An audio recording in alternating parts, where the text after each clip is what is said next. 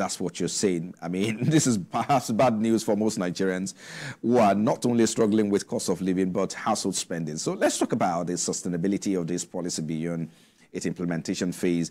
Some believe that there's a need for the government to build on this policy as a foundation to further strengthen and overhaul the entire healthcare system. Nigeria is a big market, as we all know it, but what do you suppose we need to fix to position the country for investment opportunities? Generally, the economy to position Nigeria in a place where we are able to attract foreign investors. CBN has started its work by hiking interest rates. So basically, they'll hike interest rates, and foreign investors will see this as an opportunity to come into the country to make investments.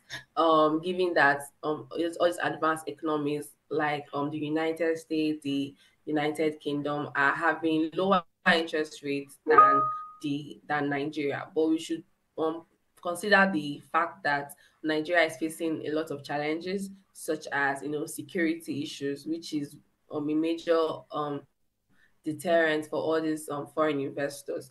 And we also have higher exchange rates and FX issues basically, which are not allowing these investors repatriate their funds back into back into their countries, which is one of the major reasons why we have seen many foreign companies exit the country, like GSK and the likes, right? So for us to be in a place where we are able to attract investors, where Nigeria is attractive to foreign investors, we have to fight these internal issues, these macroeconomic issues, inflation, FX scarcity. For us to combat FX scarcity, that's the dilemma we find ourselves in. For us to combat FX scarcity, we have to attract investment, right? But that's not going to happen except to solve FX scarcity. Another way for us to resolve FX scarcity is to produce. We need to be a producing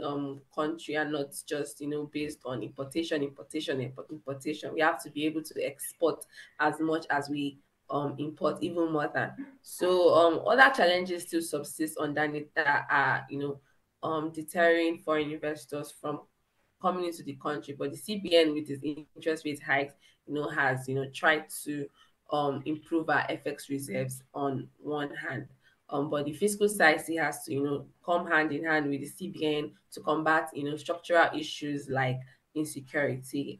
The government needs to put in place money implementation and monitoring strategies. So effective implementation and monitoring will be very crucial, that the benefits of this tax exemptions, this removal of VAT and import duties are passed on to the consumers, because we've seen Nigeria is a very special case, given that regardless of whether inflation is coming down or prices or cost of production is reducing, we might not see that being reflected in the prices of the goods and services that are given to consumers. So the government needs to ensure that producers are not selfish to absorb it as their own profit. This policy, of course, is also expected to unlock the healthcare value chain, which was approved in October 2023 by the president.